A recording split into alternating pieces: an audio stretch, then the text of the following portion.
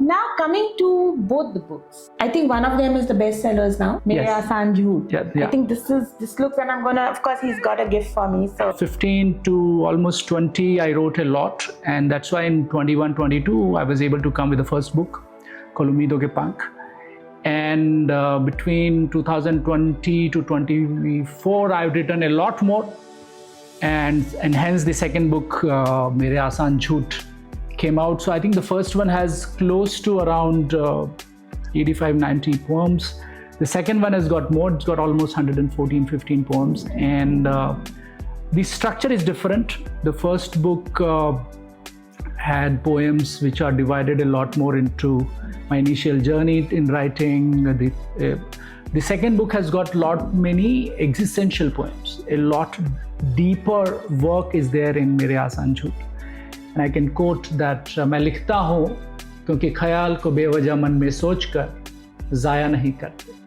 मैं लिखता हूँ क्योंकि ख्याल को बेवजह मन में सोचकर ज़ाया नहीं करते. ख्याल को हवा लगनी चाहिए, उसे कलम की निब से कागज़ पर उकेर कर जिंदा रखना ज़रूरी है.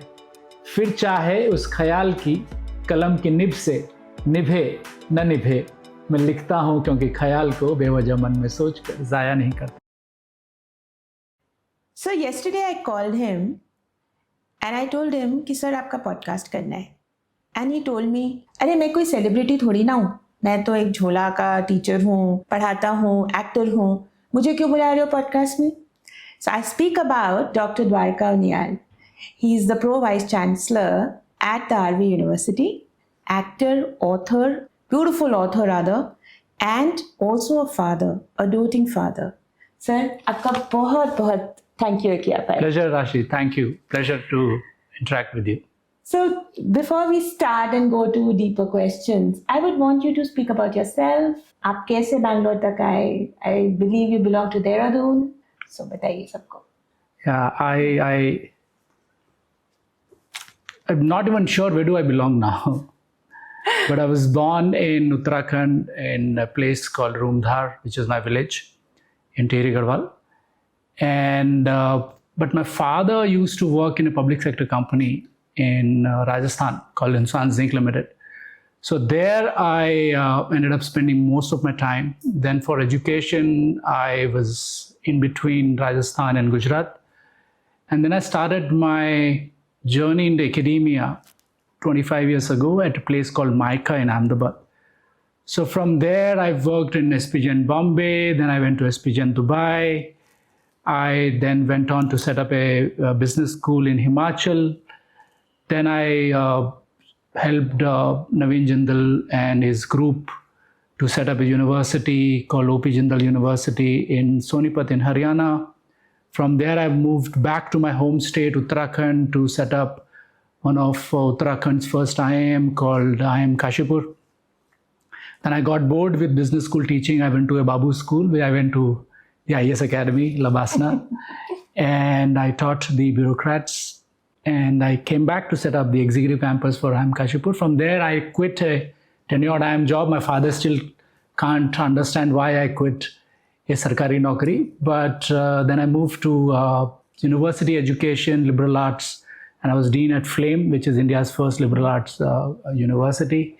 And here in last 3.5 years, I'm one of the founding Pro Vice Chancellor of RV University. I take care of multiple operations within the university. I've also set up a center called Minurva, which is RV Center for Leadership and Executive Education. And I have multiple strategic and tactical roles within that university. I also take care of school for continuing education and professional studies. I've also set up the business school and economic school for them. So it's been a fulfilling 25-year journey across academia, writing, both professional writing in terms of my academic writing. I've written books in retail management and marketing.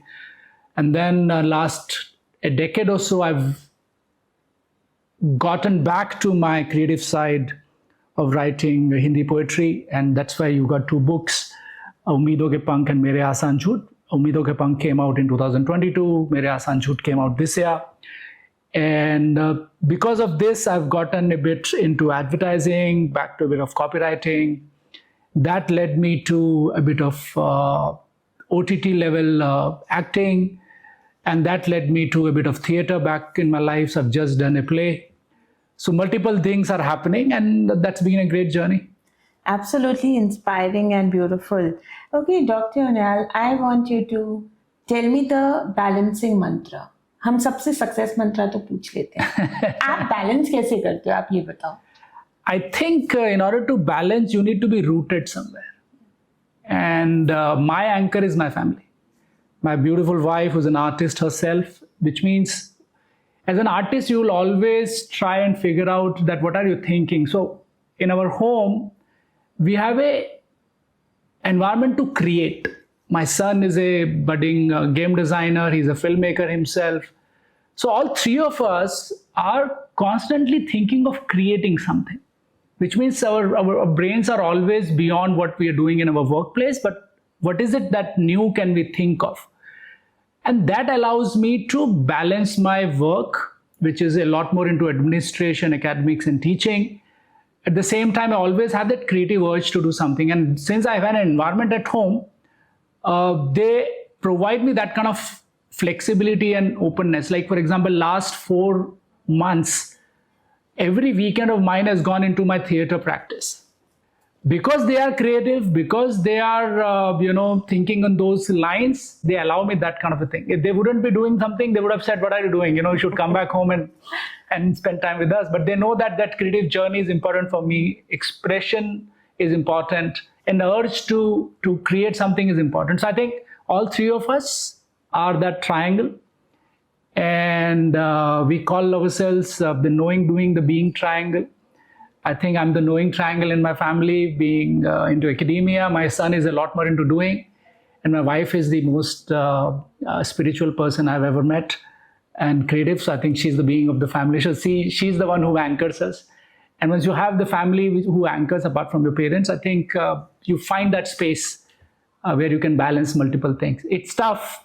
You have to give up a lot, but I think it's important.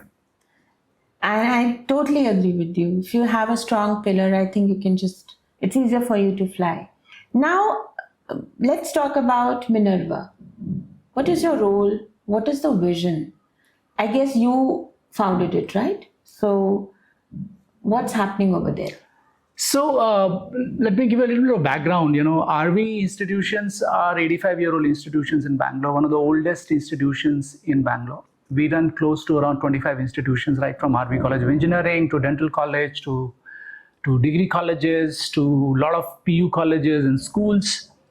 3.5 years back, we have set up a new age private university called RV University. RV means Rashi Vidyalaya. It was set up by late Shri Shivananda Sharma, and it was supported by Shri Kasturirangan Sethi's family and Sri D. Pandu and now his family are all managing the place. And it's the third generation of trustees who run this. So since we've set up the university, it was like Flame, Ashoka, Jindal, that kind of university. And we've set up the business school, and I come from business school background. I'd been telling the trustees that we don't have the space, a third space. We have a school, we have a college, but we don't have a third space for people to learn after college. So what is it that we're doing to help them get into continuous education? And that's a thought of executive education, continuous education came. And because I come from a bit of background of executive education at IIM Kashipur, where I used to be to run the place, I gave them this idea to set up a center. They were very, very generous. We have created the center at RV Teachers College. It's a beautiful world-class center to help people like us who are in middle of their journeys in life to come back and learn, to collaborate, to create something new. I think that's the vision of Minurva, is to allow anybody to learn new things, right from management education to design education to creative education to any of these kinds.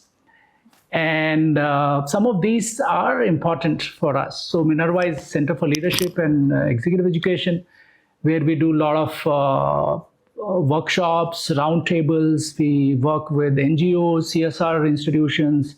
We work with schools. We work with school principals, teachers, owners. We work with designers. We do a lot of customized MDPs for companies. And we have just launched our Executive MBA program, which is an 18-month flexible program for people who are working. They can come to our campus only 3 days in a month for 18 months, and then rest is all blended. So we're providing short duration, long duration programs, and it's a collaborative place. So we work with anybody and everybody. So tomorrow you want to do a creative program with us, we're more than happy to come and do a program on podcasting, for example. It's all open out there. And this is very encouraging for the youngsters, I think so. So what sets apart RB University's MBA from the other MBAs? So I would talk about the Executive MBA program. It's first and foremost, it is mostly a more flexible program. It's blended. Plus, typically what happens in an Executive MBA program, you come, you do your degree, and then take up that certificate. Here, what we are doing is that we are curating it for individuals, and the batch size is smaller.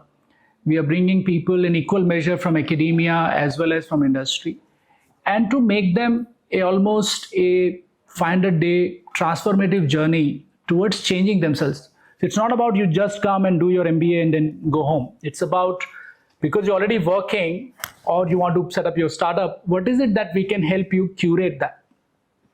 I think the personalization, master classes with CXOs, networking opportunities. Typically what happens, networking is relegated somewhere.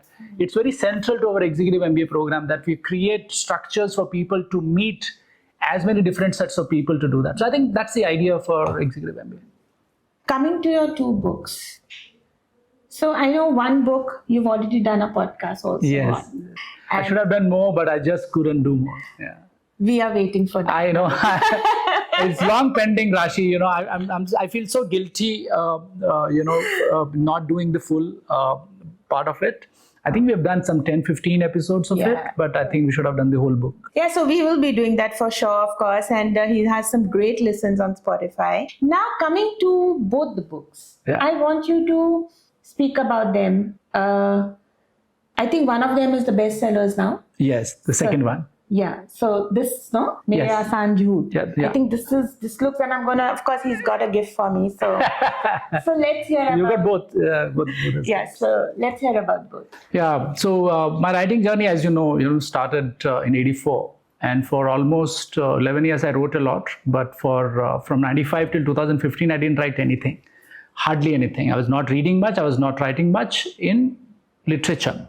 I was doing a lot of academic work. I was writing books, I was writing research papers, I was writing newspaper articles, I was writing articles for magazines with my discipline, but nothing on Hindi literature side of it. This started in 2015. I restarted writing in Missouri.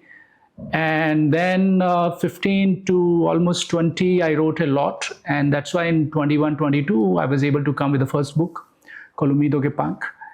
And between 2020 to 24, I've written a lot more. And hence the second book, Mere Asaan Jhoot, came out. So I think the first one has close to around 85, 90 poems. The second one has got more. It's got almost 114, 15 poems. And the structure is different. The first book had poems which are divided a lot more into my initial journey in writing.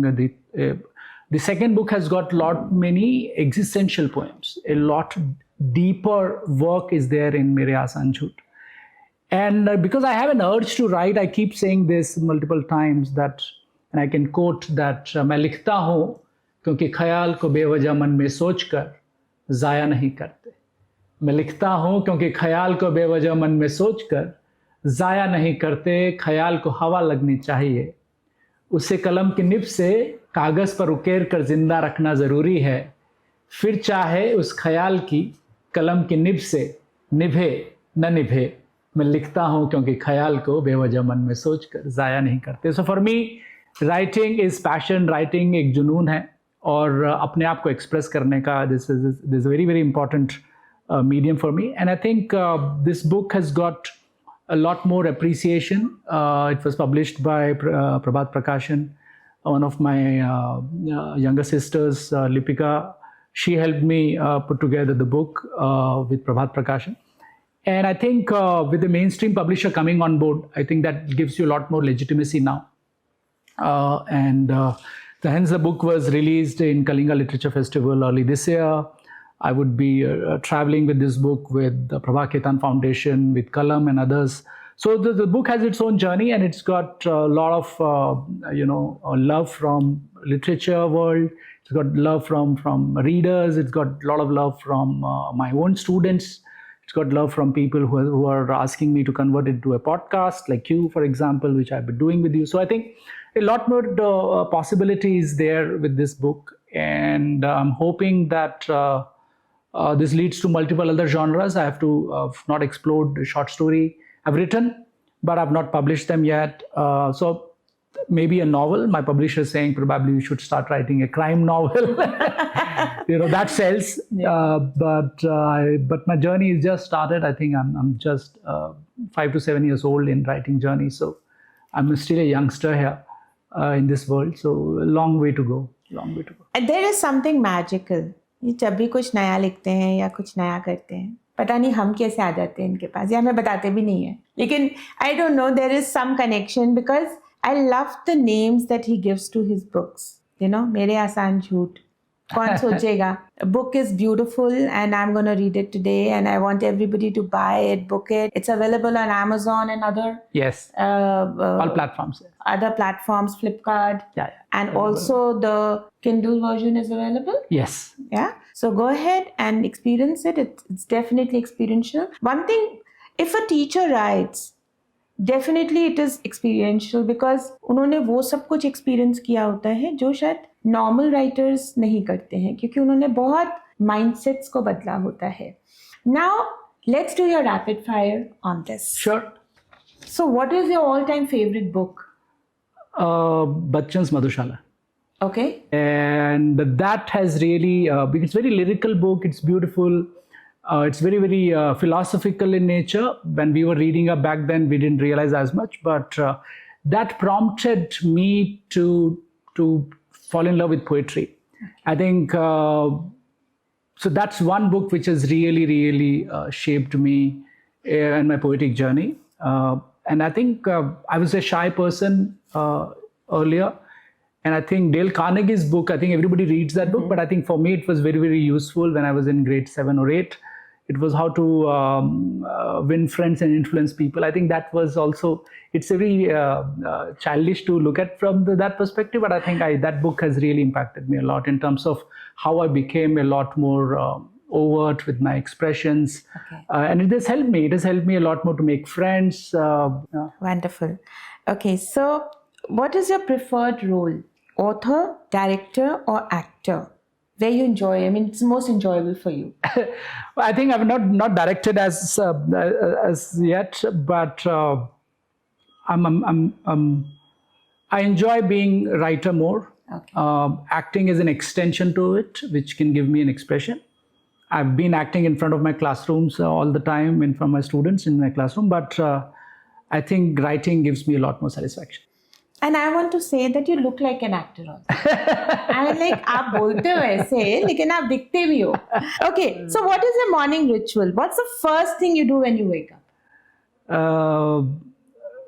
Feel thankful to the God that I'm alive. I've gone through some health issues, and every time we can't take being alive for granted. My son taught me that.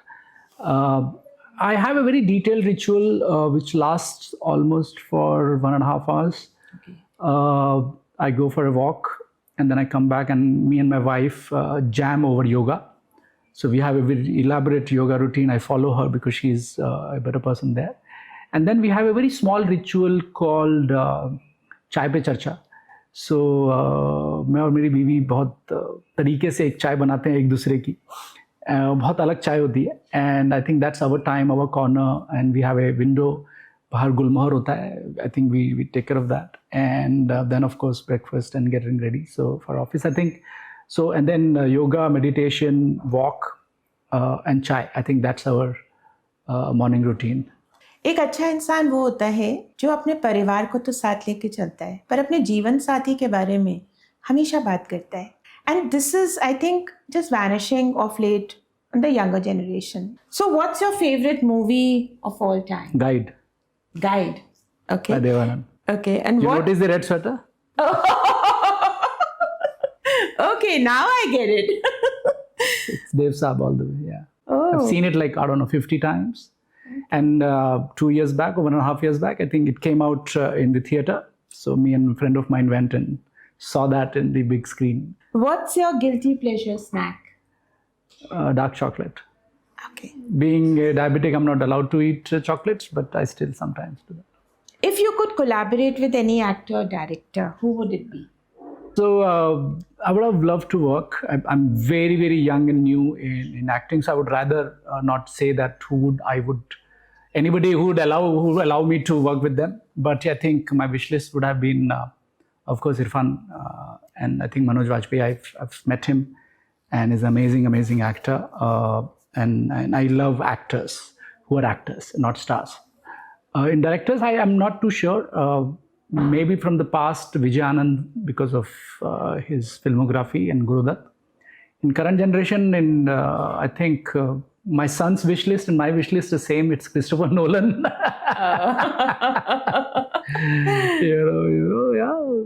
हजारों ख्वाहिशें ऐसी. So yeah, सोचने में क्या जाता है.